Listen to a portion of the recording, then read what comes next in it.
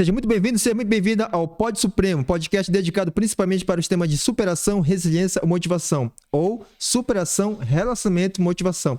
Se isso faz sentido para você, siga esse canal para que você possa ser cada vez mais impactado com grandes histórias do podcast. Nesse episódio, eu estou com o empreendedor Rafael Santiago. Rafael Santiago, muito obrigado pela presença. Me conta um pouco da tua história, da tua trajetória de vida, pois eu sei que você mandou uma história, né, no seu cadastro, né, do seu convite, e eu fiquei realmente bastante impactado com o que você escreveu no seu currículo, mini currículo. Mas é isso aí, me conta um pouco da tua história, para a gente poder saber como você conseguiu superar e ser resiliente para que possas motivar outras pessoas que possam se identificar com você. Seja bem-vindo, Rafael. Muito obrigado. Obrigado, Eduardo. É uma honra estar aqui contigo. Obrigado. Hoje eu sou o Rafael, divorciado, com 2 crianças na minha guarda. A Rafaela, de 6 anos, a Bianca, de 10 anos. E atualmente com a guarda 100%. E Uau. é um desafio bem complexo, Sim. mas me sinto a cada dia mais capacitado para lidar com ele, e é a minha resiliência em base familiar. Eu falo isso de maneira honrosa, eu falo isso de maneira que eu me gratifico cada dia mais por saber que elas estão na minha tutela, que elas estão na minha base, porque eu já vi a evolução delas no comportamento a partir do momento que elas vieram morar comigo. Emocional, comportamento nas escolas, relacionamento social. Sim. Isso pra mim foi algo assim que já mostrou pra mim um destino. Uau. Quem é o Rafael até aqui dentro do processo? Eu, ao decorrer dos anos, na minha infância, eu fui tendo alguns desafios, e esses desafios, ao passar do tempo, eu não entendia eles. Muitas das vezes eu tentava buscar resposta em pessoas, mas eu não encontrava as respostas que eu queria em pessoas. Aos 7 anos de idade, eu descobri que meu pai era vivo. E fui atrás do meu pai, com uma expectativa de ter um pai, porque até os 7 anos de idade eu tive um processo ali de um padrasto, mas esse padrasto ficou ausente muito cedo. E em cima disso, eu não conhecia muito bem a história do meu padrasto, então eu sempre tive uma imagem ali. Meu padrasto, ele era do crime na época e tal, e ele foi assassinado na porta de casa. Então é uma história que ela é muito curta, e após eu chegar nessa idade que eu tô hoje, eu tive uma conexão com uma outra realidade sobre ele, que eu não sabia, mas que isso gerou um impacto sobre a minha vida. A gente pode falar um pouquinho mais pra frente sobre isso, porque isso é recente. Ok. Vamos lá pela base de 7 anos. 7 anos mais ou menos, eu tinha um convívio lá em BH, na região de Venda Nova, com os amigos, tal, aquela brincadeirinha pra lá e pra cá e tal. E os meus amigos, ali naquele convívio, eu fui abusado coletivamente pelos meus amigos. E era uma situação pra mim que, tanto quanto complexa, porque eu tinha um tio que ele tinha alguns envolvimentos no crime, e ele tinha uma vontade de ser meu pai. E ele não tinha filho e tal, ele ficava falando pra minha mãe, passa a guarda dele pra mim e tal. Então eu tinha uma conexão com ele muito forte. Então tinha pra mim que se eu contasse pro meu tio ia fazer uma tragédia. Por saber daquele cenário. Então já com 7 anos eu tinha essa mentalidade. Sim. Só que isso eu fui levando pra vida, no meu secreto, ninguém soube disso. E eu acredito que minha mãe vai saber a partir de agora. Não sei se minha mãe sabe. Eu acho que ela vai saber a partir de agora. E assim, algo pra mim que é transformador na minha resiliência. Por quê? Porque eu fui entendendo como lidar com isso no meu processo de me tornar um ser humano adulto e maduro. Por que eu falo disso abertamente hoje? Eu passei por alguns processos de cura e libertação, eu sou cristão. Amém. Dentro desse processo, eu fui descobrindo quanto isso me bloqueava. Poxa, algo que foi imposto sobre a minha vida, fora da minha concepção de escolha racional. Então, eu carrego essa bagagem comigo e eu preciso ressignificar ela espiritualmente, e eu consegui ressignificar essa história. E aonde eu, no processo de cura, eu consegui liberar perdão por cada pessoa que eu tive contato naquele ato. E isso foi me destravando de uma bagagem que eu carregava comigo esse bloqueio. Eu carregava comigo, como expor isso, como expor essa dor, como ressignificar essa dor, como ser resiliente por meio dela. Sim. E as pessoas hoje, elas sentem um impacto sobre isso, mas porque elas têm vergonha de expor isso na sociedade. Porque elas têm medo do julgamento, elas têm medo do que a pessoa vai pensar ou deixar de pensar dela. Existe um comprometimento também, porque essas pessoas, no seu estado natural, elas não estavam bem. E eu tenho essa ciência hoje. Eu, pela minha espiritualidade, entendo que eles estavam por domínios de entidades malignas. Pessoas assim que não sabiam o que estavam fazendo. Porque em sã consciência não faria. Em sã consciência não faria. E não sabia o impacto que isso gerava na vida de uma criança, depois na vida adulta. Eu fui ressignificando isso e tal. Aos 13 anos de idade, eu comecei a beber. E bebia com muita ênfase, assim, de ficar bêbado, jogado e tal. Vim de BH para São Paulo. E nisso que eu vim de BH para São Paulo, eu cheguei aquele menino bobo, inocente. E aí, nessa de bobo, inocente, meus amigos que eram daqui, tudo muito ligeiro, paulista. Eu falei, meu Deus do céu, esses meninos estão me dobrando. Você nasceu em Minas? Eu nasci em BH. BH. E sou mineiro. Tá. E aí, a partir disso, eu começo a romper o que é ser esperto no meio dos espertos. Eu era bobinho, o que era ser esperto no meio dos espertos? Eu falei, meu Deus, tem que mudar de comportamento. Aí eu fui entendendo que eu precisava ir mudando pra acessar aquela garotada naquele nível que eu não vivia, muito matuto, né? E aí fui me descobrindo, até que encontrei um amigo, que ele era primo de um dos amigos que eu tinha de convívio, e ele trabalhava na Cidade de Deus aqui em Osasco, e ele tinha uma carreira ali no banco, e eu segui ele, falei, cara, eu quero seguir um cara... Com quantos anos? 16 anos. 16 anos. Ah. Eu quero seguir um cara que tenha referência pra mim, porque essa amizade aqui não vai me levar a lugar nenhum. Ou seja, ficar nisso daqui sem envolvimento, sem crescimento, sem nada. A partir daí eu começo a romper. Buscando muita referência nele, ele me auxiliando, ele me desenvolvendo, me puxando pra dentro da realidade dele. E aí eu fui mudando minha perspectiva sobre o meu futuro. E eu fui tomando decisões. Até que, aos 19 anos de idade, eu paro de beber. Uau. Só que eu parei de beber, mas eu não parei da bagunça. Eu ainda continuei um bagunceiro. Então eu fiquei ali, bagunça, balada, anabolizante, andando com o Google Boy, indo pras baladas de todos os níveis que você possa imaginar, de segunda a segunda, e fritando meu cérebro, né? Colocando tudo a perder.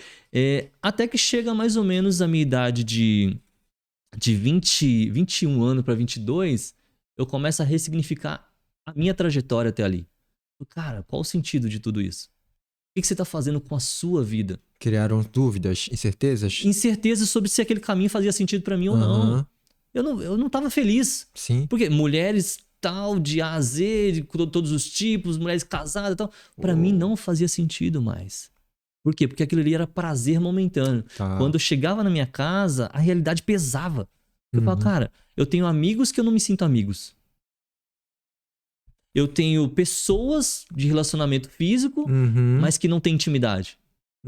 Eu tenho mulheres, mas ao mesmo tempo eu não tenho uma mulher. Então eu comecei a me fazer perguntas. Cara, pra onde você quer ir? É isso que você quer viver? Aí eu comecei a sonhar que eu estava perseguido por maridos de mulheres que eu tinha relacionamento. Uou! Olha só. Uau. Sei, sim. Então, em cima de tudo isso, eu comecei a repensar. Cara, isso não é vida. Eu não tenho paz nessa vida. Os meus amigos não me representam mais. Eu não tenho nada contra os meus amigos. Foi eu que fui mudando. Uou. E assim, onde eu vejo eles, eu trato normalmente. Mas eu mudei. Sim. Então, é sobre mim. A partir de mim, eu começo a olhar, cara, preciso de uma família. Eu já comecei a ter medo de não ter uma família. Eu sonhava em ser pai. Como sonhar em ser pai com essa vida louca? Não faz sentido. Aí, virei empreendedor, montei uma lanchonete do zero, não sabia fazer nada. Eu era motoboy na época, tinha duas motinhas ali, 125, juntei as duas motinhas, paguei aluguel adiantado e fui comprando coisa no ferro velho, usado e tal. Montei a minha lanchonete. Essa lanchonete ficou 5 anos comigo. Entre idas e vindas de um sócio, coloca outro sócio, tira tudo e vai de novo e recomeça. Resiliência o tempo todo na lanchonete, do nada. Sim. Aí eu chego numa base já consolidada, que a minha lanchonete, que começou do nada, já valia 300 mil no mercado quando eu finalizei os 5 anos. Uau, que loucura. Aí eu falo, cara, eu fiz um negócio que deu certo. É. Ela gerou valor, ela cresceu. Ela cresceu numa velocidade muito rápida. Só que eu não cresci como ela. Na minha base pessoal. Toda a minha energia eu coloquei naquela empresa. Até que chega o processo que Deus fala pra mim, você precisa abandonar. Você Eu precisava abandonar a empresa. precisava abandonar, mas A empresa. como é que você falou? Deus Falou comigo no meu subconsciente. no seu subconsciente. Você precisa abandonar a empresa. Por quê? Menos comigo é mais. 5 passos comigo pra trás é 5 passos pra frente. Para de pensar que isso vai ser o fim da sua vida se você sair disso. Eu cheguei na minha mãe trabalhava comigo nessa época, minha ex-esposa, nós vamos chegar lá no processo do casamento também.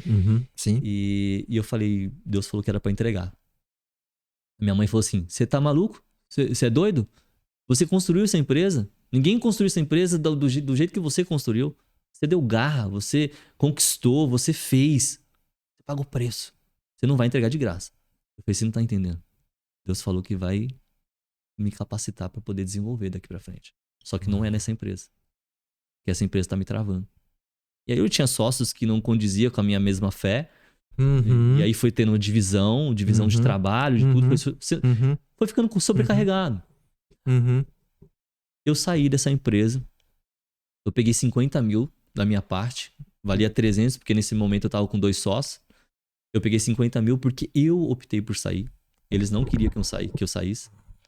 A bagagem era minha de gerir aquela empresa, funcionário, admitir, cotação. A bagagem era minha. Quantos sócios? 3 sócios, 2 sócios. Era você eu e mais 2. Mais 2. Isso. Nessa época nós tínhamos 13 funcionários. E aí, entre motoboy, cozinheiro, salão e tudo, a gente tinha toda essa estrutura. Dentro dessa realidade, meus sócios se juntaram para poder me tirar. E me proporam, vamos dar 50 mil para você, é o que a gente pode dar e tal, a gente não quer sair. Mas eu tinha uma intenção de também eles saírem. E eu ficar sozinho. Só que eu não tinha recurso suficiente para bancar ali a saída deles. E eles não, totalmente tranquilo, não ia aceitar isso, né? Beleza. Mas eu deixei eles à vontade. Falei, olha, não é sobre vocês, é sobre mim. Chegou o meu tempo de sair. Ou, se vocês quiserem sair, eu permanecer sozinho. Porque, cara, o esforço não tá valendo a pena. 2 anos ali eu saí. O contrato da empresa tava no meu nome. Contrato social tava no nome da minha...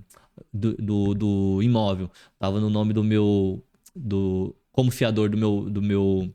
O pai desse amigo meu que me ajudou a desenvolver, nos meus 16 anos. Foi um paizão pra mim.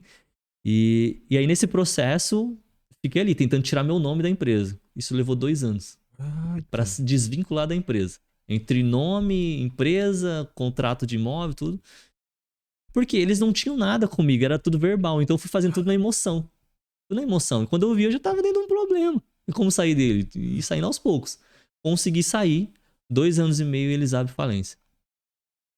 Depois que você saiu. Depois que eu saí. 2 anos e meio eles abrem falência. Quem estruturava a empresa era eu. Quem que mantinha a empresa aberta era eu. Então, assim, eu saio dessa empresa com a perspectiva muito positiva, porque eu fiz algo que gerou valor, que alimentou famílias, então eu tenho aquilo como sucesso. Vou para uma outra empresa, viro auxiliar de cozinha. De dono de restaurante. Caramba! Auxiliar de cozinha. De dono para auxiliar. Auxiliar de cozinha. Ok. E aí começa um cenário. Casei aos 23 anos de idade. Aquele medo de não ter uma família, encontrei uma pessoa na minha lanchonete ali no finalzinho ali. Ela era minha cliente. Ofereci uma batata de brinde pra ela, ela me deu um selinho. E esse selinho virou 13 anos. 13 anos durou esse selinho. Aos 8 meses ali a gente tava junto. Muita dificuldade de estar junto. Ela veio pra dentro da empresa, começou a me ajudar. Muitas brigas, já começando as brigas ali. Mas ainda assim com a perspectiva, vai dar certo. Eu vou fazer dar certo. Já tava começando a minha trajetória mais forte no evangelho, acreditando que o evangelho muda as pessoas, Sim. crendo nisso com muita ênfase e mudando a mim mesmo também. Sim. E comecei o processo de mudança, de mudança. Encontro nesse relacionamento uma possibilidade de construir a família. 2 meses de casado, eu saio de casa com polícia. Como assim? Eu chamei a polícia pra minha casa, para eu sair de casa porque a minha ex-esposa queria se matar. 2 meses de casado. 2 meses de casado? 2 meses. As pessoas falam assim, mas não foram 13 anos de... 13 anos. Existe um processo, esse é o início. Ah, sim. Tá.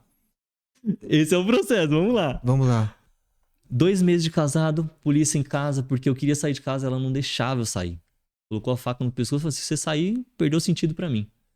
Eu falei, meu Deus. E eu já tinha uma noção de espiritual. Mas como assim sair de casa? Eu queria sair do casamento, eu queria sair do relacionamento. Acabar o casamento. Oh. Ela não deixava. Ela falou, não, se sair, eu tiro minha vida, não tem mais sentido e tal. 2 meses.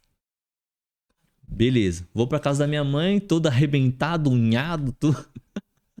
Beleza. Saí com a polícia, falei pro policial assim, cara, vai lá pra dentro lá que ela tá transtornada lá, cara. Vai acabar fazendo besteira. Ele falou, não, peraí, você chamou aqui pra quê? Eu falei, porque eu quero sair sem ser o culpado e ela tirar a vida dela e falar que fui eu. Ele falou assim, não, calma aí. Se ela tirar a vida dela, a responsabilidade é dela, não é sua. Você fez a sua parte. Agora, você tá se defendendo. Vamos deixar ela se acalmar e a gente vai lá e conversa com ela. Chegou dentro de casa, ela tava sentada no sofá como se nada tivesse acontecido. Como se nada tivesse acontecido. Eu falei, não é possível. Eu só queria conversar, gerou esse caos todo, agora o policial chegou, agora ela tá pronto pra conversar. Eu falei, não entendi. Beleza, enfim. Fiquei um tempo na minha mãe, voltei. Casamento é pra vida toda. Sim. Não tem essa de divórcio. Essa é a então vamos ver o que tem que fazer pra resolver, né? E aí, em cima disso, eu vou lá, volto pra casa, fica um tempo ali muito curto de resolução ali em cima daqueles fatos, a gente começa a melhorar, porém, 4 meses o mesmo cenário. Polícia de novo. A mesma história se repete, Deus. com 4 meses. Mas você queria também separar dela? Tudo pela concepção que eu casei pra não ficar brigando. A minha realidade era, não casei pra brigar. Tá. Então existia muita briga, então eu pensava em sair. Eu, cara, não quero sair, não quero ficar nesse caos. A gente não casa pra ficar brigando. Principalmente com essa ênfase, né? Com essa agressão e tinha hora que vinha fisicamente. Cara, não dá. Teve uma vez que eu fui segurar ela, na segunda vez, eu fui segurar ela, eu deixei ela marcada. Só de segurar. E ela lutava Hapkido na época, imagina. Essa menina me deu uma chave de perna, deu um trabalho pra sair dessa chave de perna dela. Ela tinha habilidades. Sim. Mas não era sobre agredi-la. Era sobre, vamos conversar? Vamos ponderar as coisas? Porque as coisas são conversadas. Sim. E não dava pra conversar, não tinha esse diálogo. Mas existiu o casamento pra vida toda. E a minha perspectiva era nisso. Porque o que eu sentia quando eu falava, cara, eu vou sair desse relacionamento? Eu vou falhar com Cristo. Eu não vou pedir divórcio pra Cristo. Porque ela materializa aquela aliança que eu fiz com Cristo. Então eu não vou pedir divórcio pra Cristo. Eu vou permanecer, eu vou suportar. E eu fui resiliente sobre tudo isso e suportei. Chega-se o momento que a minha primeira filha vem. A Bianca. Conversando muito com a minha mãe era a pessoa que eu me aconselhava na época. E minha mãe falou assim, filho, tenha paciência. Vai vir uma filha agora. Ela vai criar maturidade. Vocês vão ficar melhor e tal.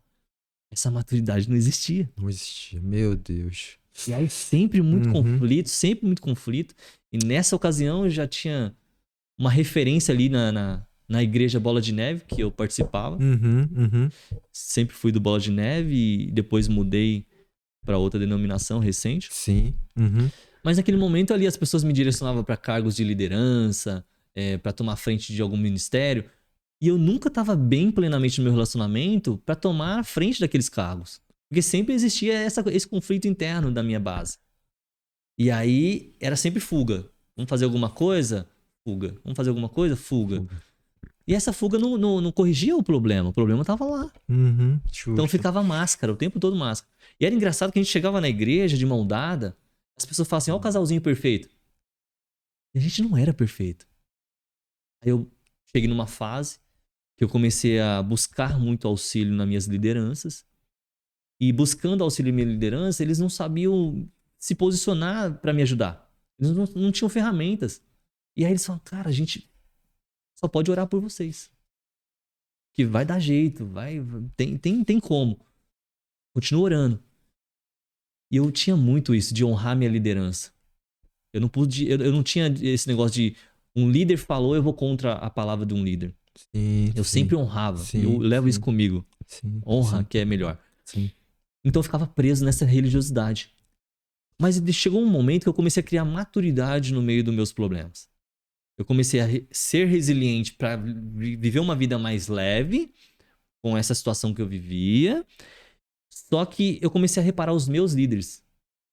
Os meus líderes não tinham comportamentos daquele que eu imaginava como correto no relacionamento. E eu comecei a falar, cara, mas você está querendo se aconselhar com pessoas que não viveram a realidade que você vive. Então eles não são referências para te aconselhar. Eles estão te aconselhando por padrão bíblico. E por padrão bíblico é a vivência da base que vem de milenar. E a base milenar ela vai te ensinar um padrão de comportamento. Mas não na vivência. A vivência cada um tem a sua. Sim. E eu tinha uma vivência que quando eu contava para algumas pessoas que estavam dispostas a ouvir a história, eles ficavam impactados. Como que você suporta tudo isso? Aí eles entendiam o peso. Só que ainda entendendo o peso, eles não sabiam me direcionar para tomar uma decisão em cima daquela circunstância. Mas isso foi um tratamento assim em mim, de mudar mediante a dor. E o ser humano que eu me tornei a cada dia, por cada conflito, cada chegar em casa e não tinha paz. Nossa, me fez crescer tanto. E hoje eu me sinto assim, abençoado. Amém. Abençoado. Porque esse processo me gerou um homem forte. Esse processo me gerou um homem maduro. Esse processo me gerou um pai. Assim, cara, faz o que você puder fazer pelas suas filhas. Não terceiriza. Sim. Não terceiriza. Faz. Porque se você colocou no mundo, você é responsável por elas. E hoje eu vejo o cuidado que minhas filhas têm comigo. O carinho, a troca, sabe? O amor que eu entrego pra elas, o amor que elas me devolvem. As pessoas quando olham minhas filhas comigo falam assim, cara, que paizão você é. Isso eu me construí no meio da dor. E eu tenho muita satisfação de ter chegado até aqui, ter suportado tudo isso. Chegou um processo da minha vida no meio do relacionamento, eu não conseguia sair dele. Eu sabia que aquele relacionamento não me fazia bem, ele me adoecia, mas eu não conseguia sair dele. Eu sentia que alguma coisa era muito mais forte. Cara, como que essa menina vai ficar? Como que essas crianças vão ser cuidadas? Como que vai ficar a base financeira? E aí? Você vai pular fora como? E aí eu não conseguia me ver longe das minhas filhas. O sonho era ser pai, lembra? Sim, sim. Como viver longe das minhas filhas? Sonho de ser um bom pai. Bom pai, né? Exatamente. Diga de passagem, né? Presente. Família construída, consolidada. Mas não tava dando certo. A sensação é que parecia que um lado jogava e o outro lado não jogava. Um fazia a sua parte, o outro não. Mas eu tentava com todas as formas ajudar ela a desenvolver e ela sentia que eu tava impondo sobre ela uma mudança. E de fato parecia ser. Por quê? Porque quando você luta por você num relacionamento, não tem como você lutar só por você. Sim. Sim. As duas bases vão junto. As duas. Onde você pede ajuda, você expõe. Aonde você vê uma possibilidade, você tem que comunicar sobre os dois. Não existe comunicar sobre um. E eu sempre fui um cara que eu não tive vergonha de expor uma dor. Eu não tive vergonha por quê? Porque eu queria crescer.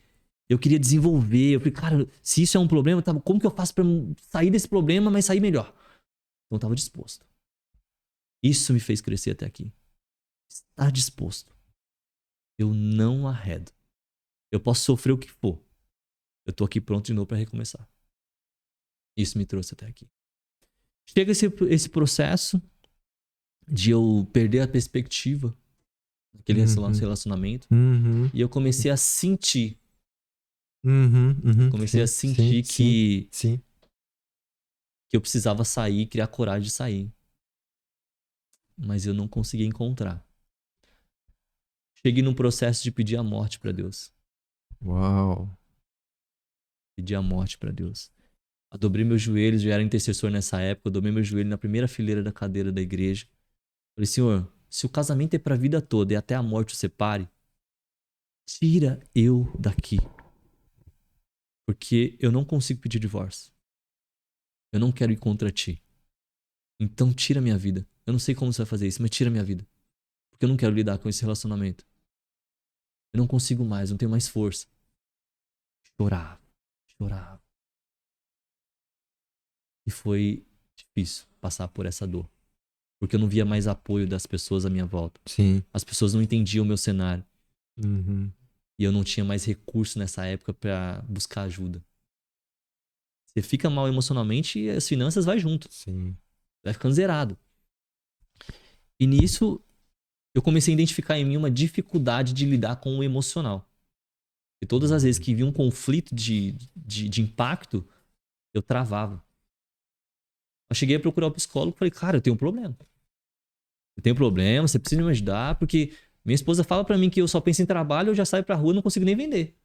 Só de ela falar isso pra mim, eu trava meu dia. Fico mal. Ele falou, tá bom, vamos conhecer a sua história. Uhum.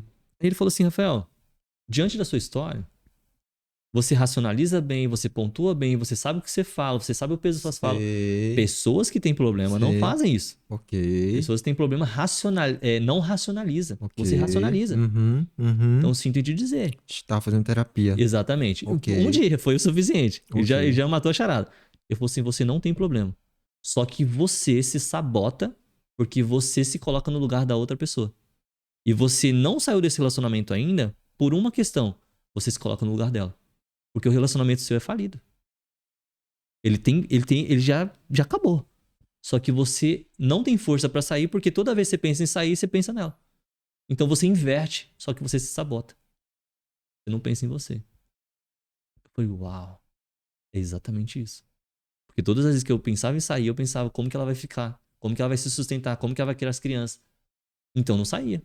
Ficou uma dependência emocional. No caso, você teria um grau de altruísmo, né? Você se colocava no lugar da pessoa. Sempre colocado no lugar da pessoa. É. Isso é minha marca. Sempre me coloco no lugar da A outra pessoa. pessoa, digamos assim, você dá a prioridade para ela ao invés de si próprio. Sempre priorizava a outra pessoa. Sempre valorizava a outra pessoa. Exato. Só que, veja bem, o que eu quero enfatizar, que eu gosto de enfatizar, é assim.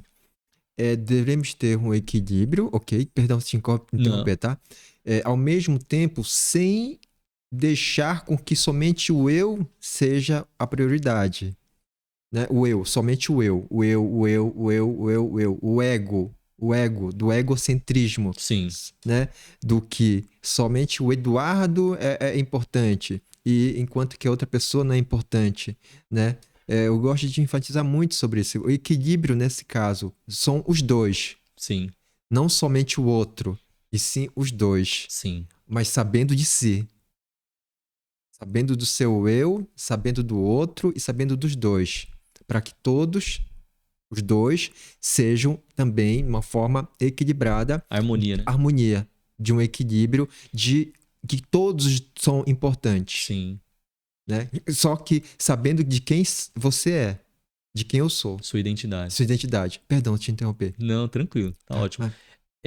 Achar esse equilíbrio pra mim era algo difícil. Ok. Porque eu sempre priorizava, como eu lidava fácil, lidava de maneira fácil com a resiliência, então eu entendia que a outra pessoa tinha dificuldade.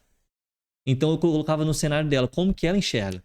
Como ela enxerga, exatamente. Né? Como ela enxerga. Então, se ela tem mais dificuldade do que eu para ressignificar, então eu tenho que me colocar no lugar dela e facilitar para que ela tenha a harmonia de entendimento sobre os fatos. Sim. Porque para mim ele é fácil de lidar com a resiliência. Sim, para você. Para mim. É porque você estava pensando nela. Exatamente. Nela. Então, nela. Era essa a situação. Isso. Aí durante a terapia você teve esse insight. Ele trouxe esse bom senso. Esse bom senso. Exato. Eu me anulava de mim mesmo para poder priorizar ela. Por isso que eu não saía da relação. O que eu entendo com isso? Isso traz para mim que a minha relação, ela tem parte de culpa minha. Por quê? Porque por decisão de tomar uma decisão ou não, ou por omissão, eu deixei que os fatos foram acontecendo. Então foi potencializando. Então eu levo pra mim que eu tenho uma bagagem de erro nesse relacionamento. Eu tive um processo também da minha vida que eu sempre honrei o meu sonho de ser empreendedor de sucesso e dado momento eu desamparava a minha casa. Então eu também potencializava isso sobre o meu relacionamento. E um relacionamento não se constrói sem estrutura financeira. Não. Então ele vai desmoronando. Então aquilo que era ruim foi potencializando. Sempre foi assim. Então eu tenho essa clareza. Eu também falhei. Eu tenho que ter essa sabedoria. Poxa, eu também falhei. Poderia ter dado certo? Poderia. Mas se eu não tivesse sido tão omisso.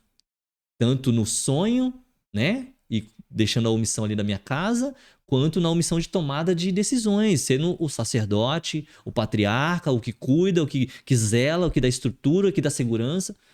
Eu também falhei. Só que eu estava disposto a consertar. Reconhece as falhas e vamos reconstruir. Reconhece as falhas, vamos construir, vamos subir no degrau. Mas eu ia e ela não. Aí ficava sempre desigual. Eu quero, mas não consigo puxar. Eu quero, mas não consigo puxar. Houve um momento que eu ia para o curso de Casados para Sempre sozinho. Oh. Por quê? Porque eu queria a mudança. Mas ela falou, não faz sentido para mim. Uau. E tá tudo bem. O que eu aprendi com o meu relacionamento? Por omissão, eu cheguei em quadros negativos, seja ele emocional, financeiro, familiar. Tá. Mas a minha vida, ela precisa continuar nesse mesmo cenário? Não, eu aprendi com o meu erro. E aí é onde entra resiliência sobre relacionamento. Eu não sou a pessoa certa pra você falar assim, cara, chega aí que eu quero me divorciar. Eu não sou. Eu lutei pelo meu casamento 13 anos. Eu lutei pra não descasar. Eu lutei pra ter uma família pra vida toda. Eu acreditei nisso. E hoje eu me vejo casado, mesmo não estando há 3 anos. Eu me vejo casado, porque pra mim relacionamento é pra vida toda. Só que eu quero casar com uma pessoa que vai passar pelo recrutamento, vai passar pelo processo de se conhecerem, ver que faz sentido tudo isso e oficializa a vida toda. E tô disposto. Essa é a realidade. Isso para mim é resiliência sobre o meu relacionamento. A partir daí, começo um grande passo na minha vida de encarar uma depressão. Oh. E nessa depressão, consigo sair do relacionamento, porque não tinha mais possibilidade de alimentar minha família, sair de uma casa que eu tinha comprado e fui morar numa outra cidade. E nessa outra cidade, porque a minha esposa queria morar nessa cidade. Você estava em São Paulo ou em Minas? Estava em São Paulo. São Paulo já. Tá. E eu saí de uma cidade, ela queria morar na outra cidade. Eu moro em Carapicuíba. Ela queria sair de Carapicuíba e morar em Osasco. Ah, porque lá eu tenho amiga, isso e aquilo e tal, e eu levo as crianças pra escola, isso era pandemia e tal. Tudo potencializou para o fim do relacionamento. Eu perdi minha capacidade emocional, eu perdi minha capacidade de gerir, a minha empresa que estava mais ou menos estruturada foi perdendo a estrutura. E em cima disso, chegou um momento que eu quase fui despejado da casa do aluguel com minha casa vazia em Carapicuíba. Uau. Ou seja, não pagava aluguel em Carapicuíba e pagando aluguel em Osasco. Exato. Porque eu queria suprir a necessidade dela. Dela. Pra ela. Sempre dela. Sim, sempre dela. Ok. Cheguei na depressão e aí eu falei pra ela, olha, eu não tenho mais estrutura pra bancar essa casa. Eu perdi a capacidade financeira. E eu preciso entregar a casa. E eu preciso que você defina. Se você vai pra casa da sua mãe, se vai alugar uma casa, se vai voltar pro apartamento. Fica ao seu critério. Você decide. Sempre ela. Você decide. Só que eu falei pra ela, eu não tenho mais condições de alimentar minha família, eu não tenho condições de trabalhar e eu estou com depressão. Ela falou assim, você não é homem nem pra colocar comida na sua casa.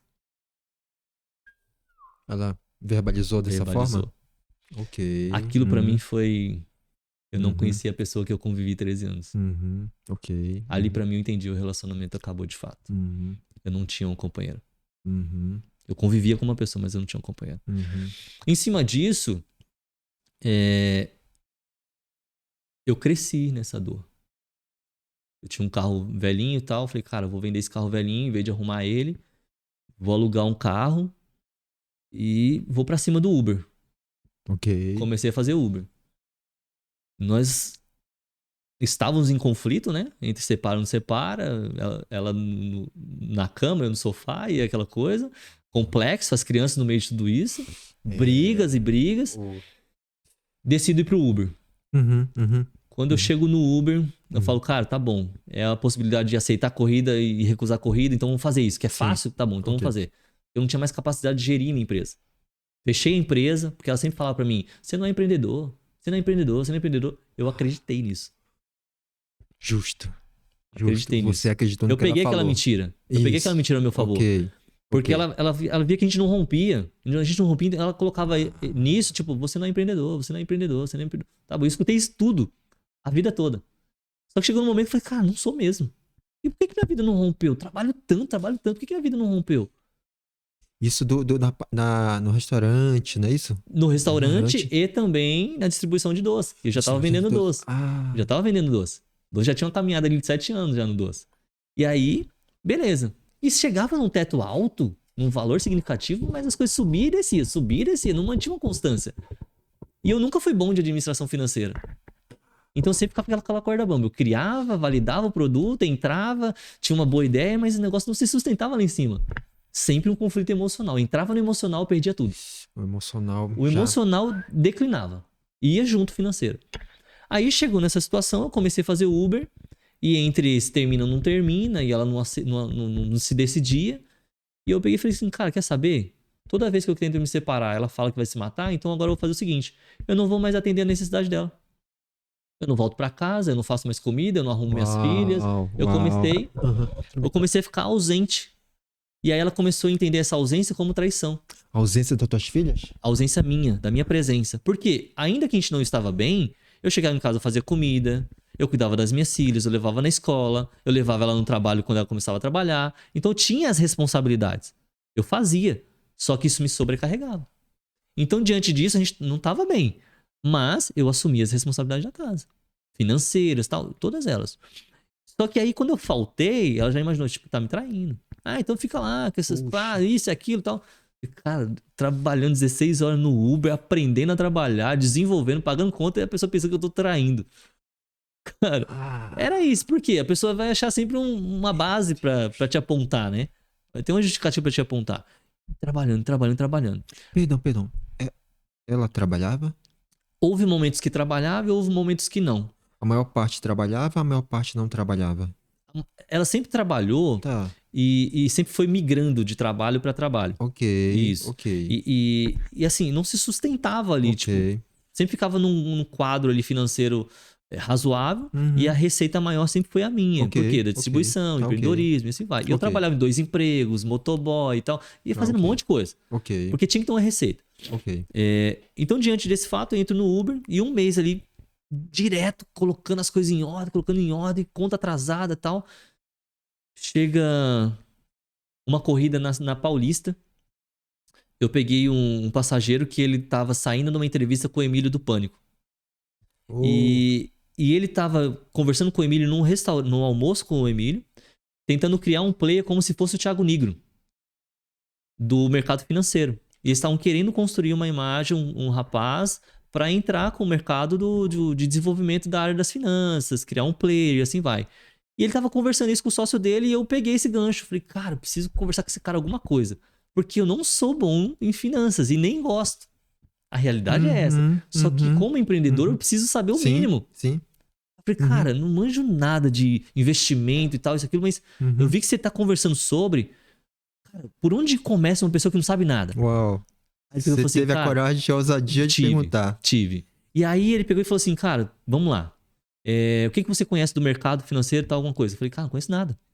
Ele falou, tá bom. Quem não conhece nada, começa por esse nome aqui. Thiago Nigro. Uau. Eu gosto muito dele. Pra mim, enfim. A partir daí, meu mundo abre. Uau. Como a minha cabeça estava em conflito, depressiva, os passageiros pra mim foram terapia. Podcast foi sair da terapia ouvindo audiobooks.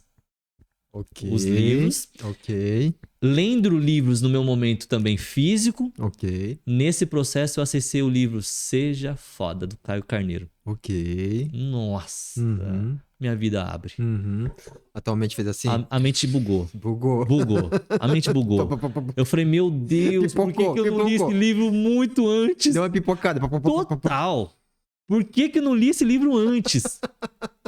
Abriu. Sobre a minha perspectiva dos meus erros, Sim, sobre como que foi o relacionamento, como que eu enxergava o relacionamento, onde eu via falhas nela, onde as falhas eram em mim, que potencializava nela. Aí eu fui reconstruindo a minha base. Falei, cara, você passou por isso, por consequência de omissão ou por ação? Uhum. Uhum. Eu entendi onde eu cheguei. Eu falei, eu precisei passar por esse processo. Isso me construiu um ser humano melhor. E aí o Thiago Nigro, com vários insights que ele ia dando de livros, eu ia anotando. Eu fiz um grupo no WhatsApp que eu colocava todos os livros que tinha de insight nos podcasts dele. E todo podcast que tinha, eu pegava. Um grupo de consigo mesmo. Comigo mesmo. Comigo mesmo. Tudo bem. Então eu tinha um insight com todos os livros. Sim. Esse eu preciso ler, esse eu preciso ler. Sim. E fui colocando. Uhum. Até que o Thiago Nigro começa a trajetória dele de conversão. O Thiago Bruni ajuda ele a conhecer o evangelho, ele começa a entender quem é Jesus.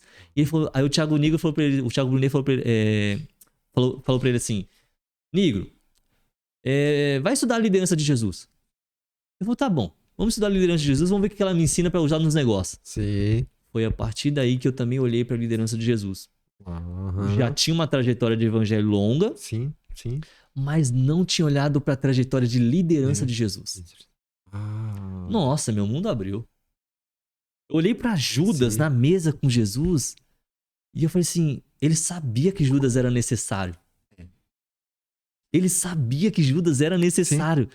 Ele amou parte. Judas sabendo que Judas ia trair. Sim, Jesus fez parte. Judas fez parte Do processo. Do processo. processo. E aí eu comecei a olhar pros meus funcionários que não correspondia. Cara, aqueles funcionários que não correspondiam foi parte do processo. Eu aprendi com eles. Eu aprendi a desenvolver no empreendedorismo colocando pessoas que não faziam sentido.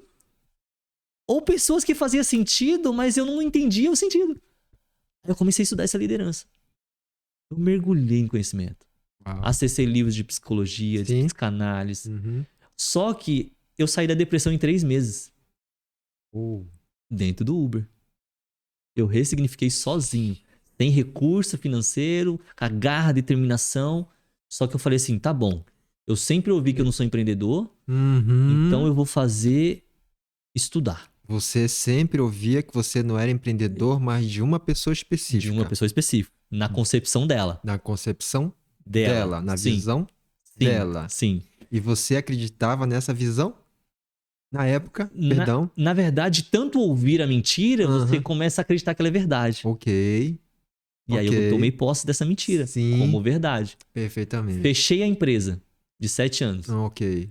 Comecei a estudar empreendedorismo a partir do Thiago Nigro. Sim. Beleza. Acessei o Sebrae. Eu falei assim, qual é o melhor curso do Sebrae de maior impacto? Empretec. É o mais top do Sebrae? Tá bom, é o mais top. 1.500 de investimento. Pra quem não tinha muita grana. Era muita grana. E 1 semana de imersão. Eu falei, como? Como vou fazer esse curso? Parar minha vida. 1 semana. Na época eu faturava ali em torno de uns 3 mil com os doces e tal. E ficava aquela coisa, atendia uns clientezinhos aqui ou outro, mas fazia uns 3 mil reais por semana. Semana? Por semana. Fazia. 3, no 6, Uber. 12 mil por mês bruto? Ou... Era bruto ou era líquido já? Vamos colocar que líquido em torno de 2,5. 2,5 mais ou menos por semana. Por semana. 10 mil. Isso. Só que eu tinha muita dívida. Eu tinha que fazer, não tinha plano B. O plano A era tipo, paga as contas. Eu tinha que fazer. Era 16 horas de Uber. Se um cliente ou outro chamasse, eu ia lá e pegava o dinheiro do Uber, comprava o doce, entregava pra ele. Caramba, era Uber e doce. Isso, essa logística doida. Mas fazia. Ia pagando. Chegou um momento que eu mudei o jogo. Comecei a sair da depressão. Do primeiro mês que eu entrei no Uber até o terceiro, 9 livros eu tinha lido. Em 2 meses. Uau! 9 livros. 4 livros, 4,5 por mês. Era muita coisa. Quase uma por semana. Pra quem não lia quase nada. Eu lia, mas esporadicamente. 9 livros com 2 meses. Uou. Eu falei, cara, o que você fez? E aí, tua mente, como é que ficou depois desses 9? A mente fez assim, ó. Expandiu. Eu entendi as minhas falhas, eu entendi onde eu era bom, onde eu não era bom. Potencializei aquilo que eu era bom. Eu abri mão daquilo que era ruim. Não gostava de finanças, então tá bom. Terceiriza. E o Thiago Nigri falava muito sobre isso. Se você não é bom, terceiriza. Não fica perdendo tempo com aquilo que você não é bom. Sim. E aí eu fui focando nisso, terceirizando e rompendo. Uau. Aí fiz o curso no Sebrae. Os R$1.500. R$1.500. Uma semana de imersão. Cheguei lá, impacto. Advogado, dono de franquia da Chili Beans, dono de empresa de mídia, dono de fisioterapia, clínica, estética. Eu falei, meu Deus, eu não tenho nem faculdade. O que eu tô fazendo aqui no meio dos leão? A perspectiva. Eu falei, o que eu tô fazendo aqui? Levei um amigo que eu ensinei ele a vender doce, hoje ele tá vendendo doce. Eu falei, cara, você tem que fazer esse curso comigo. Levei ele junto pro curso. Ele falou, Rafa, esse curso não é pra mim, não. Olha o tanto de gente aí, não tem estudo, tem nada. Esse curso não é pra mim, não. Uau. Até que aquelas pessoas tinham empresas, tinha suas formações, mas não tinha vivência. Nossa. Até que começa os processos dentro do curso e as pessoas começam a olhar pra mim diferente. Quem é você? Quem é você? Sou só um empreendedor. Quem é você, Rafael Santiago? Empreendedor que na garra, na determinação fez dar certo. E aí, em cima disso, comecei a ir fazendo as dinâmicas ali. A gente tinha que criar uma empresa na terça-feira. O curso começa na segunda, é meio orientação. A gente tinha que criar uma empresa na terça e entregar ela negativo ou positivo no sábado. Eu já tinha a empresa pronta na terça-feira. Uau. Na cabeça. Processo. Já tinha ela pronta. Só que eu tinha que agregar mais sócios, porque a gente tinha que pegar algumas pessoas daquele grupo ali e agregar os sócios. Tinha 2 produtos. Ou era brigadeiro, ou era sorvete, palito. E aí a gente escolheu como sorvete. Aí começamos a estudar a possibilidade de colocar metas e tal. Colocamos para poder vender 5.000 na semana. Não, foi 2.500 na semana. Aí nós fomos confrontados pelo líder. 2.500 unidades? De valor. De valor. Valores. Isso. Tá. Ok. De valor. Bruto. A gente tinha que vender ali, colocamos como meta R$2.500, achando que era um bom número. Aí o líder falou assim, vocês pararam a semana de vocês investiram R$1.500. Se vocês vender R$2.500 dividindo entre 4 pessoas, na época, no começo foi 3, depois agregou mais um, ficou 4. Dividindo entre vocês 3, vocês acham que valeu a pena vocês investirem R$1.500 e parar a vida de vocês lá fora por causa disso só? Vocês são diferenciados. Isso aí, pra mim, não faz sentido. Vamos subir essa meta. Aí nós, reunião. Vamos subir a meta. Subimos pra 5. Ixi, fomos confrontados de novo. Como assim? Como nós vamos vender mais de R$5.000 por semana de sorvete e trabalhando, estudando? Não tem como. Se vira. E detalhe, você tem que estar focado no curso. Uau. Mas peraí, mas era teórico e prático? Teórico e prático. Colocava em prática? Real, dinheiro físico. A empresa existiu? Não. A empresa fictícia. Mas o dinheiro real. Dinheiro real. Tinha que vender para as pessoas. É real, a dinâmica é real. E aí você tinha que criar o produto, criar a logística e trazer isso pro público final. Quem é o seu público? Não sei, se vira. Você tinha que criar. Tá bom, criamos. Um dos meus sócios era o Alex. Beijão pra você, meu irmão. Prazer foi estar com você. Ele tinha algumas franquias da Chili Beans e hoje ele tem uma empresa de mídia. Cara, ele mandava muito bem na questão da apresentação. E a gente fomos ali, junta o sorvete, vamos pra rua pra entender como funciona o processo. Chegamos no fornecedor de sorvete que eu já conhecia. Eu falei, cara, eu preciso de tanto sorvete. Aumentamos a meta para 10.000 na semana, terça a sábado. Aumentamos pra 10 mil. Chegamos no fornecedor, pancada de chuva, assim, tempestade. Eita, Aí ele falou assim, Rafael, você tem certeza que vai fazer isso? Porque se bater um ventinho gelado, ninguém compra sorvete. Ok. Aí nós começamos a repensar. Cara, como que nós vamos vender isso? A ideia era colocar pessoas no farol, colocar pessoas no calçadão de Osasco e tal. Nós falamos, não vai dar certo isso no tempo que a gente precisa. Porque é muita gente, as pessoas têm que ser remuneradas e tem que fazer sentido. Sim. Então o tempo é muito curto. A gente teve uma ideia. Ação social. Vamos colocar para as empresas para poder beneficiar o funcionário, para fazer doação, amigos para poder colaborar, para família. E colocamos essa rede. Contratamos uma funcionária para gerir esse tráfego, de retirar o sorvete na fábrica e entregar para o final. Contratamos essa menina para poder fazer a planilha dos investimentos, o que estava entrando e o que estava saindo. Fechei com o fornecedor. Cara, posso te pagar depois que eu receber? O fornecedor aceitou. Uau, de risco. Total, de risco. Confiando em mim. Sim, confiando em mim. Deu tudo certo. Sábado, antes do meio-dia, aparece na tela as empresas, os tetos que elas chegaram e tudo mais, os seus resultados. Chegou e a gente viu o número. A gente vendeu 12 mil reais. Ô, louco. 12 mil reais de sorvete. Cada sorvete a R$2,50. Meu Deus, venderam quantos mil sorvetes? Muito. Eu não lembro agora exatamente, mas a R$2,50. Para distribuir todos esses sorvetes. Logística, o fornecedor fechou para nós. Eu falei, Rafael, não tô dando conta aqui, tá zerando tudo, vai com calma, tem na fila. Cara, segura. E nós estudando. Foninho de ouvido aqui, estudando. Caramba, que loucura. Hein? O Alex com a dinâmica dele, o meu outro sócio com a dinâmica dele, a outra menina gerindo ali com a gente na parte da estratégia de administração. Vambora. E o faturamento? Faturamento líquido, como é que ficou? Entrando. Ela contabilizando isso. Entrando, Pix, tal, o pessoal pagando, contabilizando e já pagando o fornecedor. E foi pagando o fornecedor. O que entrava ia passando o fornecedor. E aí os sócios se dividiram...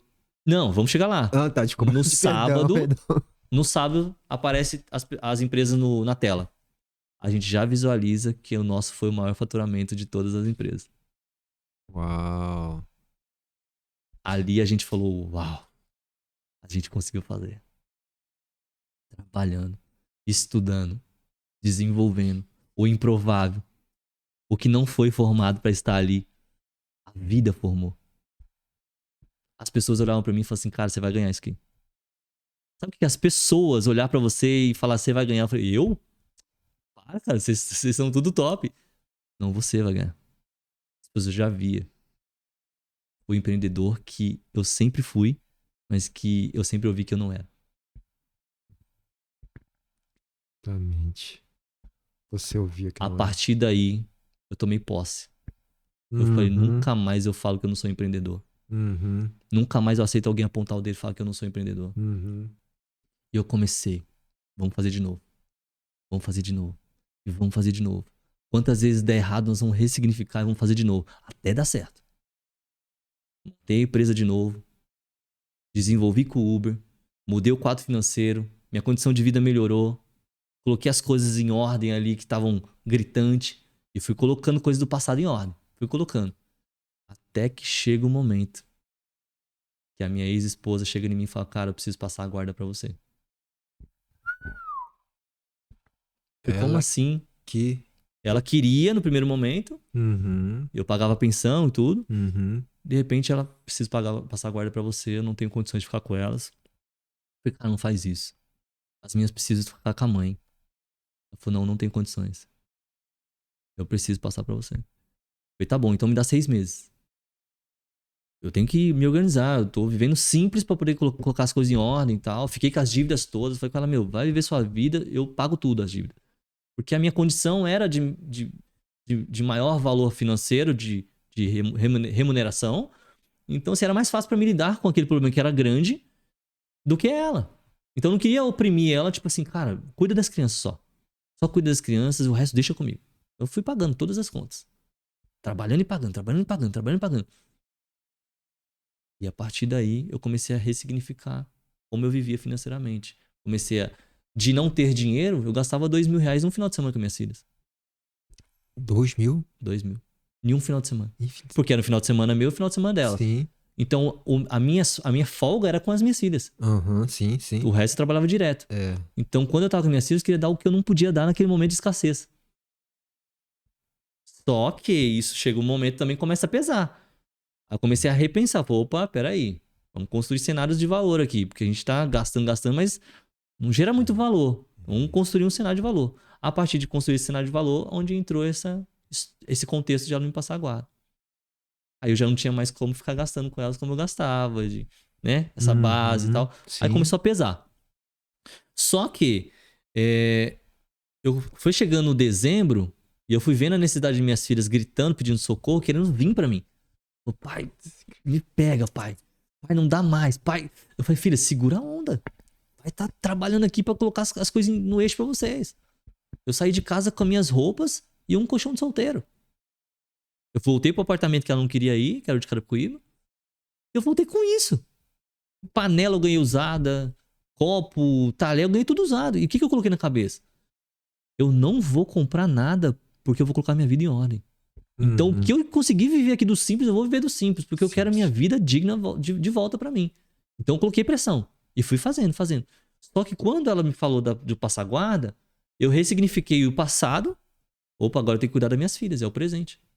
Então, não dá mais pra cuidar das contas do passado. Tinha que cuidar das minhas filhas, da entrada delas na minha vida. Chegou dezembro, minha filha falou, pai, pelo amor de Deus, pai, não dá mais. Eu antecipei, era pra pegar em janeiro, eu peguei em dezembro. Com muito medo. Porque eu sabia que eu ia tirar a energia de colocar no trabalho. De remunerar, né? Até que minhas filhas vêm. Em pânico. Aquela coisa, vamos criando estratégia aqui e tal. Arruma alguém pra ficar. Recreação, escola, troca de turno e tal. Beleza, contraturno. As meninas estão comigo desde dezembro. As meninas estão bem.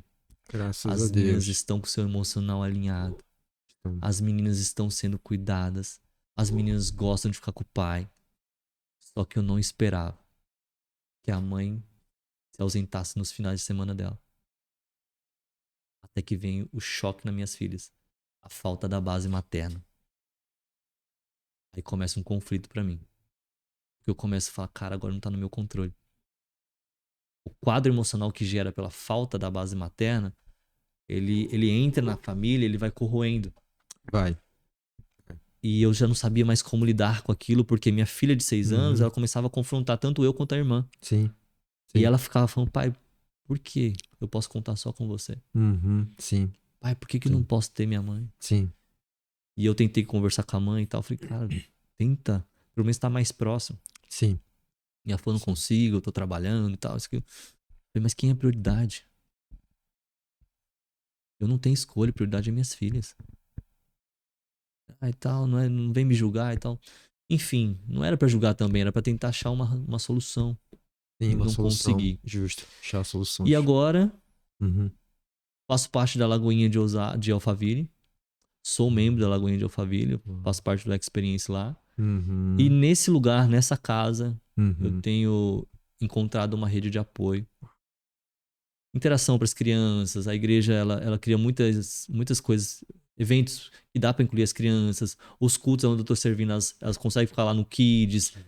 Sabe, vai desenvolvendo. Então eu vi que tudo isso fez muito sentido.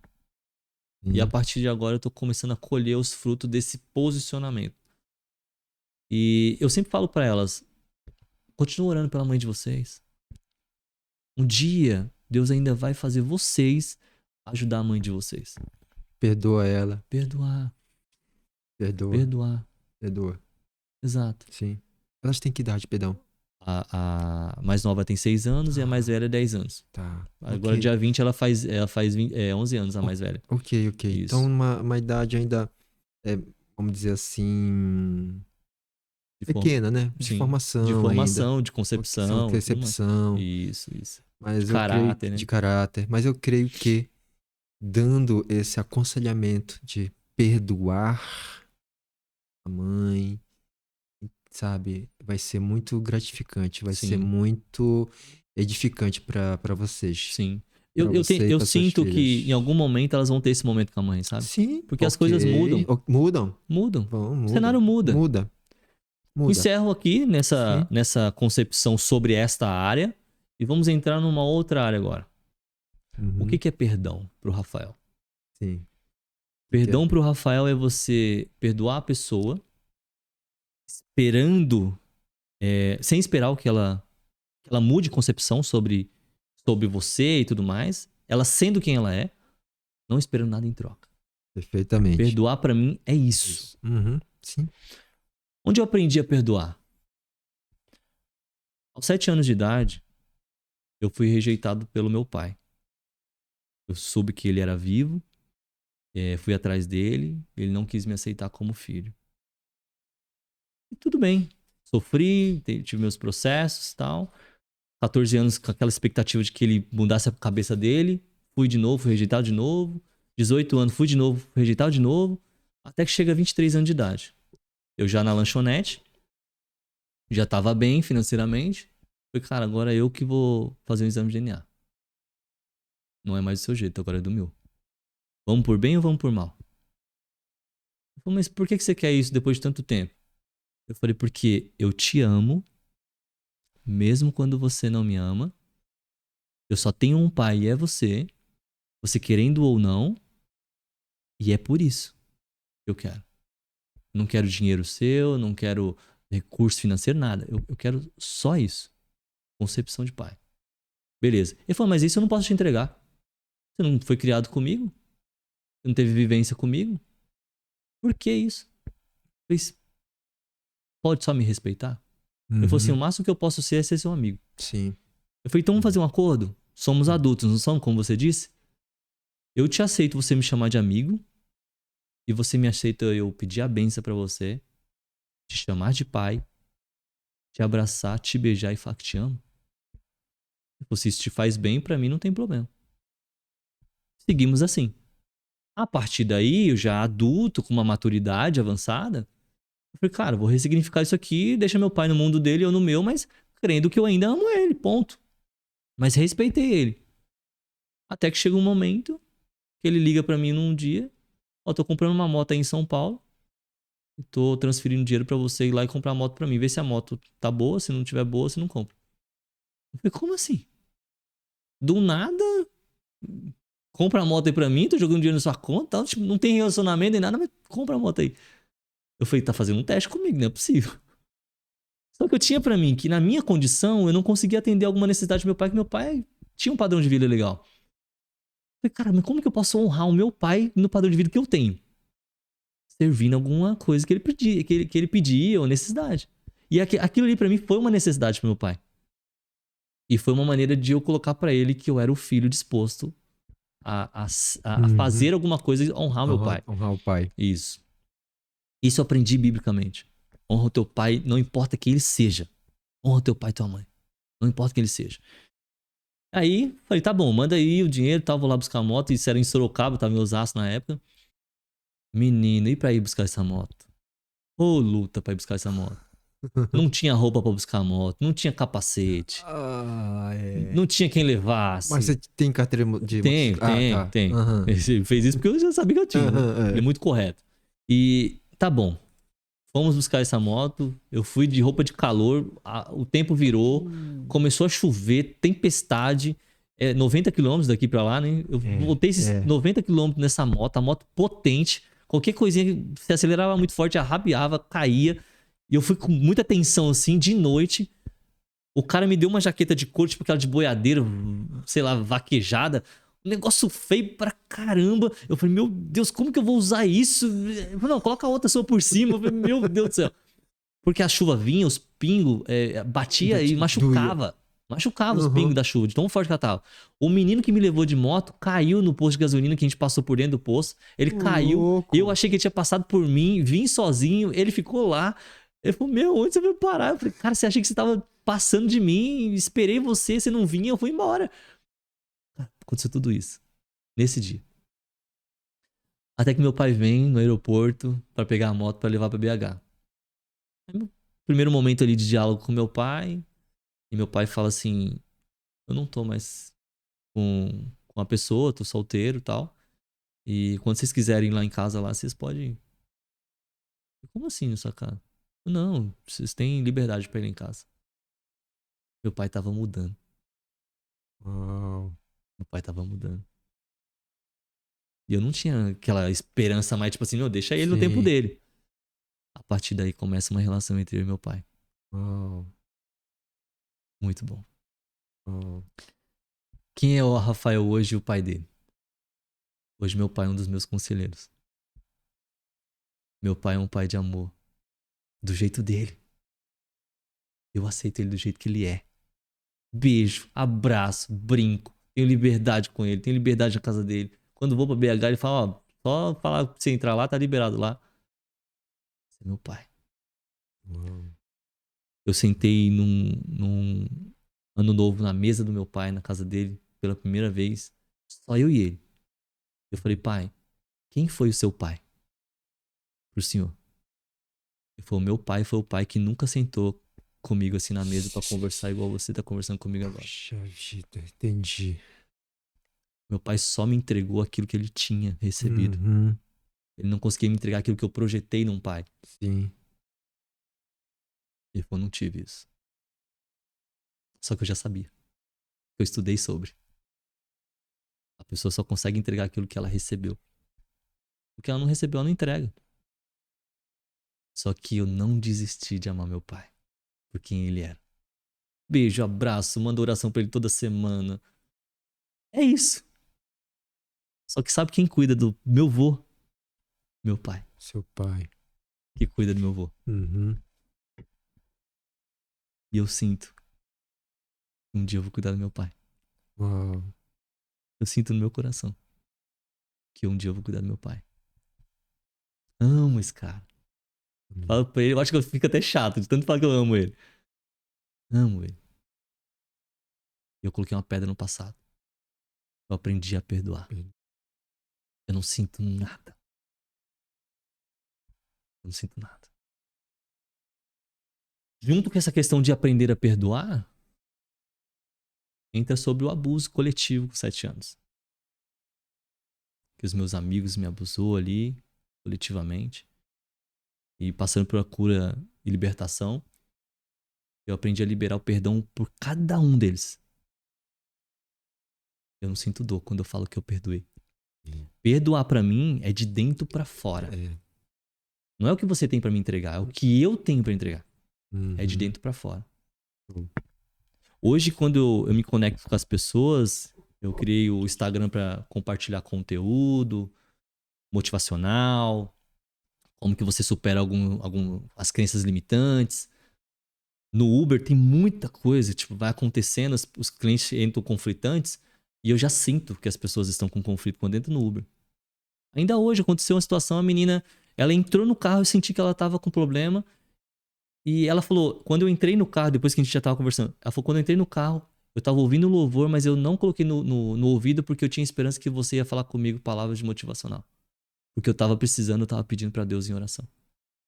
Só que eu já tinha sentido antes de ela falar. Então eu vivo essa realidade todos os dias. Junto disso, eu encontrei o meu dom. Eu passei por dores, eu ressignifiquei e hoje eu ajudo pessoas. Uau. O meu transbordo é sobre isso. E eu encontrei nesse processo de dor o meu dom. Eu encontrei nesse processo de dor um interesse pela psicanálise. Eu comecei a estudar psicanálise. Eu me desenvolvi na psicanálise. Estou iniciando agora um curso para me formar um psicanalista. Eu sou distribuidor de doce ainda. Estou no Uber. Mas o Uber não é só a remuneração Uber. É desenvolvimento para psicanálise. É desenvolvimento para mentoria. É desenvolvimento para palestra. Para ajudar pessoas. Seja espiritualmente ou seja técnicas, né? De como lidar com suas frustrações, suas dores. Então eu entendo que quando você encontra a dor emocional e você consegue trazer ela para a superfície, você sabe como lidar com ela. O Uber está sendo uma ferramenta para você de trabalho, uma ferramenta de trabalho para você nessa questão De desenvolvimento. porque são pessoas. São pessoas. São pessoas. É isso. E não tem classe social. Sim. Entra pessoas de Alphaville, entra pessoas da comunidade. Sim. O que eu mais percebo não é a classe social, o problema é o mesmo. Sim. O problema é o mesmo. Sim. E aí, diante desse fato, me encontrei aí, isso se repete com muita frequência. Chega a hora que eu falo assim, Deus, dá uma segurada, porque é muita gente que tá com problema aqui, meu Deus do céu. Só que eu aprendi também a não levar essas bagagens emocionais dessas pessoas pra minha vida. E já é um processo de psicanálise. Sim. Você entra no estado de empatia na vida da pessoa, mas você não absorve pra sua vida pessoal. Você ajuda com as técnicas, com as ferramentas. Cara... Perfeitamente. 90% da sociedade hoje está conflita nas emoções, que entra no meu Uber. 90%. Relacionamento conturbado, colocando no outro defeito, não assumindo suas próprias falhas, autoidentidade perdida, conflito de identidade no financeiro, na ideologia de gênero. Sim. Conflitantes total. Sim. Apoiando em pessoas que vão afagar o seu problema ali e não vai trazer uma resolução, não vai gerar incômodo. Eu ouvi de uma passageira ela falando, eu faço psicanálise e a minha psicanalista não me acessa da forma que você me acessa. Só que você tem 1 hora comigo. Só que você já sabe de coisas que ela não sabe. Eu falei, mas você entende que não é só a psicanálise aqui? É dom, é espiritual. Você não entrou aqui por acaso. Você entrou aqui porque você precisava encontrar que um homem estava disposto a falar pra você que você estava com a sua polaridade invertida. E a polaridade invertida é, enquanto você for racional demais, o homem sendo racional, ele não vai aceitar você na vida dele. Porque você vai querer mandar nele, você vai querer tomar as decisões, você não... vai dar choque. Vai dar choque. E pra você acessar um homem, você tem que se tornar feminina. Porque o homem, ele quer a figura feminina, ele precisa ter aquela questão de eu conquisto, eu governo, eu que decido, eu que aponto o caminho. E você não pode fazer isso no lugar do homem, porque senão você inverte os papéis. Rota de colisão. Colisão. Só que, o que eu aprendi com o Lucas Skundler? Fantástico ele. Sim. Nós temos o feminino e o masculino dentro de cada um de nós, seja homem ou mulher. Só que o homem é razão. Só que se o homem usa razão em casa, ele destrói o relacionamento, porque ele traz frieza. Ele traz frieza. Ah, vou racionalizar igual eu racionalizo com o meu colaborador. A mulher faz isso. A mulher... Não vou fazer e tal. Meu, assume seu... Não, cara. Em casa é... Oi, amor, posso lavar a louça? Oi, amor, aonde eu posso contribuir? Amor, já fiz. Amor, hoje não vamos fazer comida, não. Hoje eu já preparei tudo. Seja feminino para acessar o feminino dela, que é emoção. Quando eu falo isso para as pessoas no Uber, as pessoas dão uma bugada. Pô, como assim? É mesmo? Como isso? E você, mulher, como que você encontra o seu marido? Admirando, reconhecendo que ele é o que aponta o caminho. Sabe? Falando, poxa, olha, você paga minhas contas, então eu preciso te honrar. Admiração. Respeitando. Respeito. E quando eu falo disso para as pessoas do Uber, as pessoas falam assim, meu, quem é você? Eu falei, eu sou um cara que saí da ignorância. Eu aprendi que eu também cometi minhas falhas no meu relacionamento. Show. Eu ressignifiquei. Sim. Cara, não existe um casamento próspero sem você aprender onde estão seus erros. Então eu falo para as pessoas, eu tô preparado para uma nova esposa. Tô preparado para uma nova esposa. Perfeitamente. Mas eu também tô preparado para identificar. Eu vi um pouco do seu testemunho também. Tudo bem. Só que eu também tô preparado para o recrutamento. Eu tô preparado para identificar os valores que essa pessoa vai me entregar. Porque nós estamos falando de valores. Se você me entrega um valor, eu te entrego um valor, nós temos uma somatória igual. Agora, se eu te entrego um valor mais do que você, existe um débito.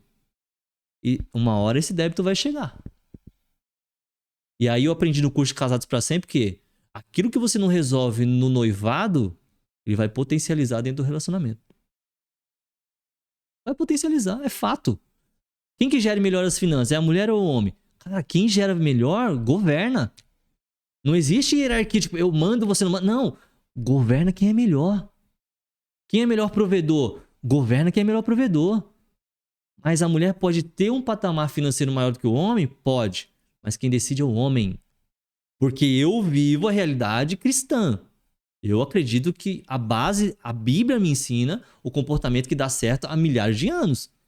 Então eu vou nessa tese. Eu não saio dela. Se você tem uma opinião contra a minha, te respeito, tá tudo bem. Só que você não se encaixa na minha vida. Simples assim. Nós temos direito de escolha. Ponto. Agora, se não for os mesmos valores, sinto muito. Eu não sou a pessoa certa pra você.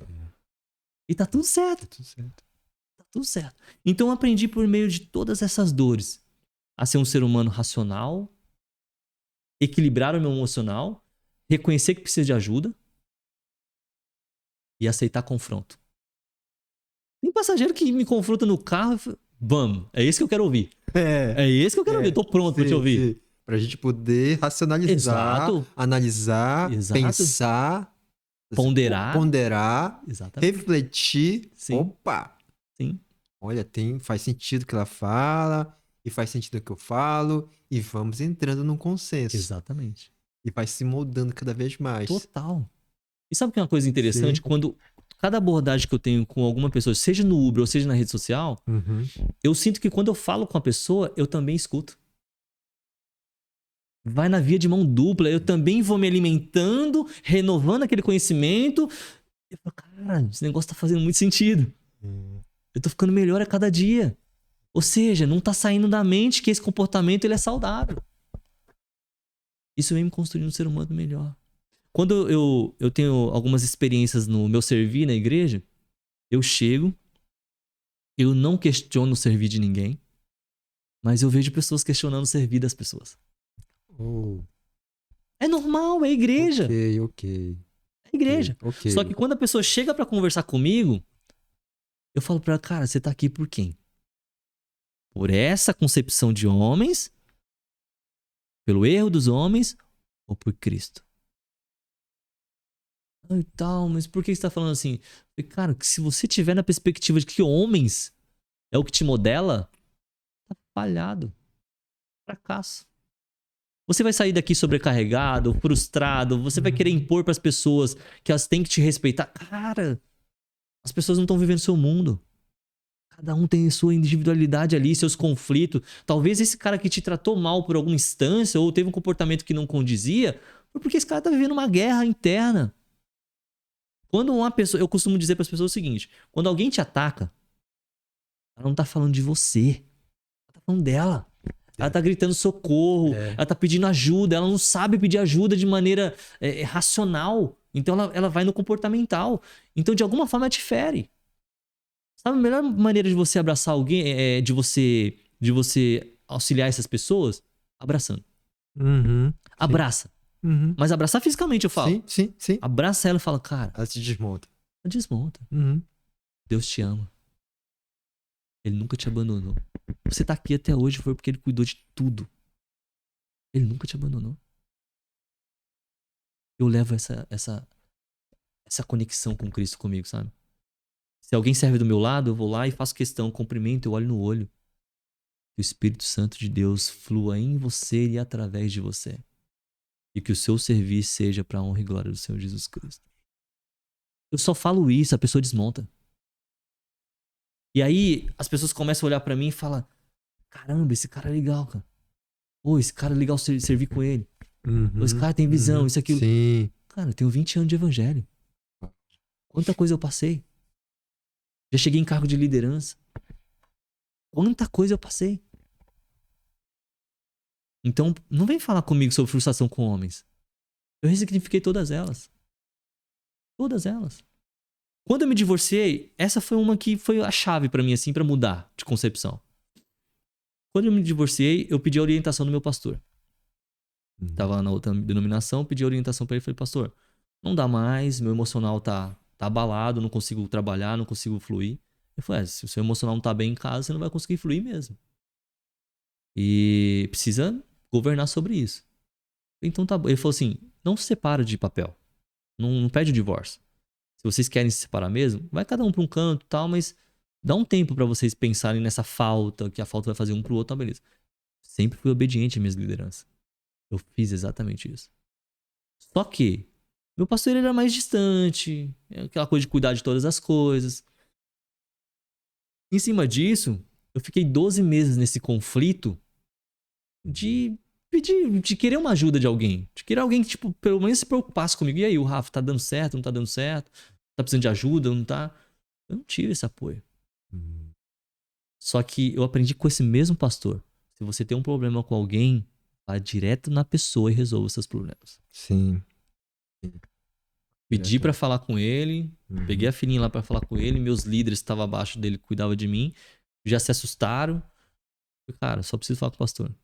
Cheguei e falei pra ele, olhando no olho dele, falei, pastor, me decepcionei com o senhor. Só que eu não quero levar essa carga pra mim. Porque eu sei que se eu gerar essa angústia, essa ferida dentro de mim, sou eu que vou carregar uma bagagem que não é minha. Então é o seguinte, eu esperei uma ligação do senhor ou uma mensagem perguntando se eu estava bem. Eu faço parte dessa igreja há muitos anos. Eu só queria uma mensagem do senhor ou perguntar se eu tô bem ou se alguém tá cuidando de mim. E eu não tive essa mensagem. Eu estou aqui na frente do senhor dizendo pro senhor o seguinte, eu te perdoo. Porque em meio a essa distância que foi gerada entre nós, eu cresci na minha maturidade. E eu não quero levar essa bagagem. Está tudo bem. Ele olhou pra mim espantado. Uau! Como você cresceu? E foi necessário. A dor me fez eu crescer. Mas tá tudo certo agora. Ele falou, Rafa, parabéns por essa postura. Muitos têm essa situação e não têm coragem de chegar aqui e se retratar da forma que você está se retratando. Eu também te peço perdão pela minha ausência. Uau. Tá tudo certo. Uau. Nada. Eu falei pra minha pastora quando eu cheguei na Lagoinha. Eu falei pra minha pastora, Deus me chamou pra Lagoinha. Ela falou, Rafa, quem te feriu? Quem fez alguma coisa pra você? Eu falei, pastora, não tem nada. Ninguém me fez mal. Pelo contrário, eu cresci aqui dentro. Eu me desenvolvi um homem mais forte. Maduro, disposto, resiliente. Eu não tenho nada pra reclamar dessa casa. Você é isso, eu te abençoo. Amém. E é isso. Agora eu tô nessa jornada, nesse novo, vivendo sobrenatural total. Deus suprindo as necessidades, Deus conduzindo a rede de apoio. Eu sinto que chegou o momento de ajudar as pessoas da forma como eu já estou ajudando no Uber. Eu sinto que o chamado já é para essa área de desenvolvimento de pessoas. A partir daí, eu segui um pouco do Pablo Marçal. A partir do Pablo Marçal, acessei o QGR deles lá, que é uma comunidade um pouco menor. E eu falei, cara, eu vou fazer network, vou começar a conectar com as pessoas. Aí eu consegui um contato de uma pessoa, eu entrei em contato com ela, que é a Railene. E em cima disso, eu falei, cara, preciso me conectar com alguém aqui. E não tinha financeiro pra me conectar com um público mais alto que o meu. Mas eu falei, cara, vamos começar pela base. Tipo, Sim. sem recursos, vamos começar no network aqui. Sim. Consegui falar com ela, ela falou que não tava com o QGR naquele momento, que ela tava bem atarefada, mas ela estava disposta a me auxiliar. Hoje, essa pessoa disposta a me auxiliar, ela é minha mentora. Ela tá me desenvolvendo como mentor. Ela tá me desenvolvendo como palestrante. Ela tá me desenvolvendo como ser humano melhor. Governando sobre as dores, as frustrações, ressignificando, se construindo um ser humano melhor a cada dia. Eu honro a vida dessa mulher. Porque eu aprendi com ela a andar por meio da dor. E ressignificar. Não é o que as pessoas pensam ao seu respeito. É o que você é pra Deus. Uau. E tem o antes e depois disso. Tem um antes e depois disso. A Uau. partir de agora, eu já me vejo nesse cenário. As pessoas já estão querendo me contratar para palestra nas suas empresas. Ok. Comportamental, emocional. No Uber, pessoas me fazem proposta.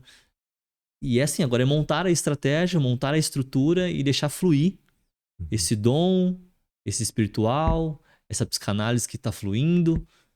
E deixar o empreendedorismo vir aí e conduzir os próximos passos. E, Rai, muito obrigado por tudo. Eu sei que a gente começou ali uma perspectiva bem pequena, mas eu sei que a gente vai viver coisas muito grandes. E eu sinto isso, é real. É honra quem merece honra. E Deus está com a gente em tudo sobre isso. Amém. Amém. Rafael, eu gosto de fazer um trecho aqui no podcast em que eu falo uma palavra e você fala outra palavra. Tudo bem? Uhum. Só pra gente poder saber um pouco mais de você também. Família. Desculpa, vou falar a palavra família, você fala outra palavra, tá bom? Perdão. A palavra é família. Qual é a palavra que vem em seguida pra você? Base. Pátria.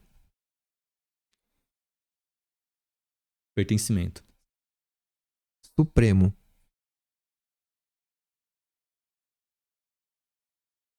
Espiritualidade.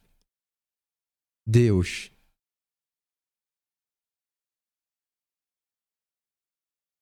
Sentido. O que é o sentido em Deus pra você? Explica pra gente. Quem eu sou. Quem Eu fui você- moldado pela perspectiva de como Deus me olha. E como Deus me olha, eu aprendi a olhar ele.